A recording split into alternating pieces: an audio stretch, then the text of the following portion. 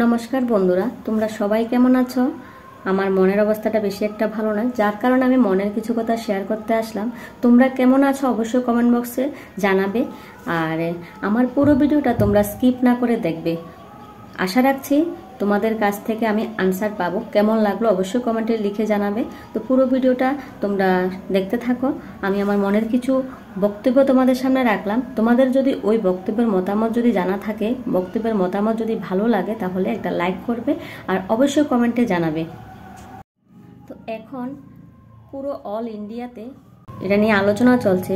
RG Kar medical কলেজের মমিতাকে নিয়ে অনেক কিছু আলোচনা চলছে, অনেক কিছু দেখানো হচ্ছে, অনেক ভিডিও দেখানো হচ্ছে। আরজিকর মেডিকেল কলেজের মমিতা দেবনাথের ঘটনাকে নিয়ে প্রত্যেকটা মা বাবার মনে একটা দুঃখ, প্রত্যেকটার মা বাবার মনে একটা ভয় সৃষ্টি হচ্ছে, প্রত্যেকটা মেয়ের ভিতরে একটা ভয় সৃষ্টি হচ্ছে। যেখানে একটা নারী একটা ছেলে সন্তান, একটা মেয়ে সন্তানকে জন্ম দেয়, ওই রকম জায়গাতে একটা মেয়ে নিরাপদ নয়, একটা মেয়ে সুরক্ষিত নয়। কেন বলো তো? প্রত্যেকটা মা এখন ভয় পাচ্ছে যে মা একা কখনো কোনো দিকে যাস না। যেমন ধরো, আজকে আমার মা কোশ্চেন করলো, টিচারের বাড়িতে যখন ছেলেকে নিয়ে যাস, অনেক রাত্রি করে ঘরে ফিরিস, নিজের দিকে খেয়াল রাখবি, খুব সাবধানে চলাফেরা করবি, সব সময় নিজের খেয়াল রেখে চলাচল করবি রাস্তাতে।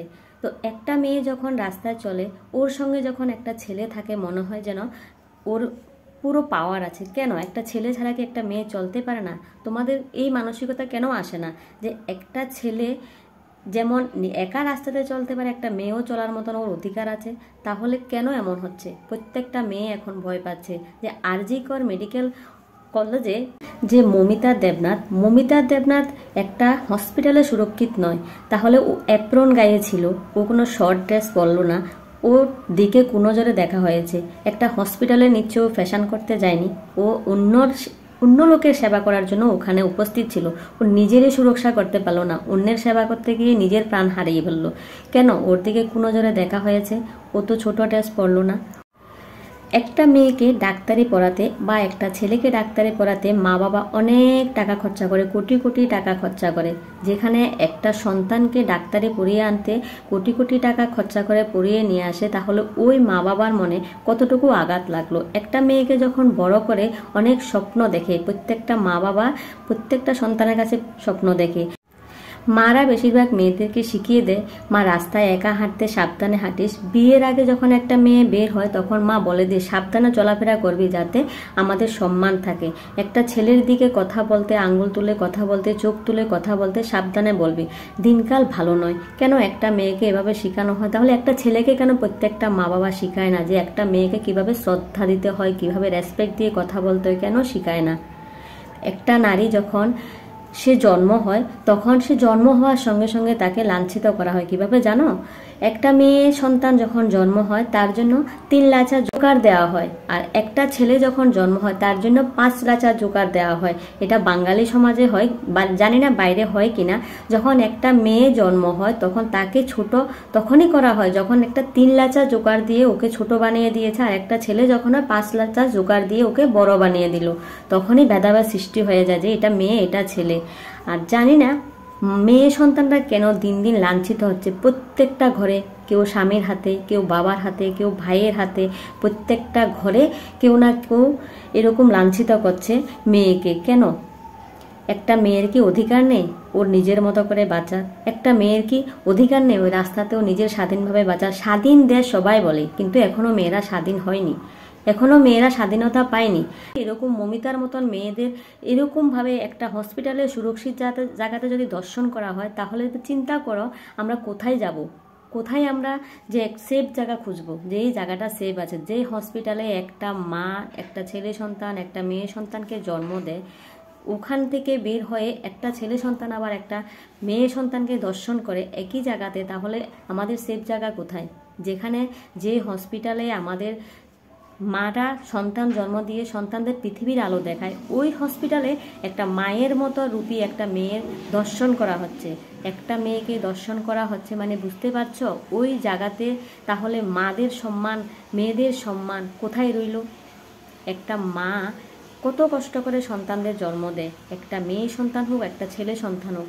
তাহলে মেয়েদের প্রত্যেকটা স্তরে, প্রত্যেকটা মুহূর্তে ওদের সেফ থাকার জন্য ওদের চিন্তা করতে হয়। রাস্তায় বের হলে কিছু না কিছু নিয়ে বের হতে হয় সেফ থাকার জন্য। হয়তো ব্যাগে কিছু থাকতে হবে, নয়তো নিজের সঙ্গে একটা পুরুষ লোক থাকতে হবে। কেন এরকম হয় মেয়েদের সঙ্গে জানি না। মেয়েরা কেন দিনের পর দিন এভাবে লাঞ্ছিত হচ্ছে। প্রত্যেকটা মেয়ে যখন তার স্বামীর ঘরে যায়, প্রত্যেকটা মেয়ে তখন অনেক স্বপ্ন দেখে যায়। অনেক ছেলেরা প্রত্যেকটা মেয়েকে অনেক রকমের দুচ্ছার করে, টর্চার করে, কিন্তু অনেক মেয়ে মুখ ফুটে বলে, অনেক মেয়ে বলে না। অনেক সংসারে খুঁটিনাটি অনেক কিছু হয়, কিন্তু অনেক মেয়ে মুখ বুজে সহ্য করে, অনেক মেয়ে সহ্য করতে পারে না, মুখ ফুটে বলে দেয়। যারা মুখ ফুটে সহ্য করছে তারা জানো যে কেন সহ্য করছো। তাদের সংসারের জন্য, সংসারকে সুরক্ষা করার জন্য, যে আমি যদি কিছু করি বা আমি যদি কিছু করি আমার মা কষ্ট পাবে, বাবা কষ্ট পাবে। প্রত্যেকটা সংসারের অভাব অনটন দুঃখ কষ্ট মেয়েরা সহ্য করে কিন্তু সংসার করছে। কিন্তু বেশিরভাগ এখনো কিন্তু প্রায় ঘরে শোনা যায় যে মেয়েরা যৌতুকের জন্য টর্চার হচ্ছে, মেয়েদের বিয়ের পরে চাকরি করতে হবে, একা ছেলের দ্বারা সংসার হচ্ছে না, প্রত্যেকটা মেয়েকে কিছু না কিছু করতে বের হতে হচ্ছে। আর মেয়েরা যখন বিয়ে হয়ে যায়, যখন স্বামীর সংসার করে, তখন ওকে একা তো বের হতে হবে, বাবার ঘরে থাকতে হয়তো মেয়েদের পিছনে ভাই ভাই বন্ধু কেউ না কেউ পাশে থাকে, কেউ না কেউ সঙ্গে থাকে। বিয়ের পরে যখন একটা ছেলেকে নিয়েও টিচার বাড়িতে যাবে তখন সে একা যেতে হবে। কারণ যদি জব করে, যদি কোনো কাজে যায়, তাহলে তার সঙ্গে তার বর যেতে পারবে না। তাহলে ওকে একা টিউশনে যেতে হবে, ওকে একা স্কুলে যেতে হবে, ছেলের কত প্রোগ্রাম অ্যাটেন্ড করতে হয়। ছেলেকে নিয়ে যখন ও একা রাস্তা বেরোবে তাহলে ওই মেয়েটা নিশ্চয়ই ও সেফটিভাবে চলতে পারবে না। মমিতার মতো মেয়ে যে এরকমভাবে ওকে দর্শন করা হয়েছে, এরকমভাবে যে ওকে অত্যাচার করা হয়েছে, এটা কিন্তু কেউ মেনে নিতে পারছে না। যে হসপিটালে, আমরা বেশিরভাগই হসপিটালে সুরক্ষা হিসাবে আমরা থাকি। হসপিটাল এমন একটা জায়গা যেখানে মানুষ, হসপিটালের ডক্টররা যেন মানুষকে যে সেবা করে, মানুষ ডক্টরকে ভগবান হিসাবে দেখে। তাহলে ওরকম জায়গাতে মানুষ সেফ না। একটা মা যেমন সন্তান জন্ম দিয়ে হসপিটালে শান্তি পায়, তাহলে ওই রকম শান্তির জায়গাতে একটা মেয়েকে দর্শন করার পরে ও কিন্তু ওখানে শান্তি হিসেবে ছিল না। তাহলে কেন মেয়েদের কেন এভাবে লাঞ্ছিত হচ্ছে, প্রত্যেকটা পদে পদে কেন লাঞ্ছিত হচ্ছে? আজ আমার মা বলছে যে রাস্তায় বেরোতে খুব সাবধানে বের হবে। কেন আমার মায়ের মনে এরকম ভয় সৃষ্টি হচ্ছে? আমি তো বাচ্চাকে নিয়ে টিউশনে যাই, আমার তো মনে হচ্ছে এখন আমরাও সেফ না। তাহলে প্রত্যেকটা নারীর মনে একটা ভয় সৃষ্টি হয়েছে।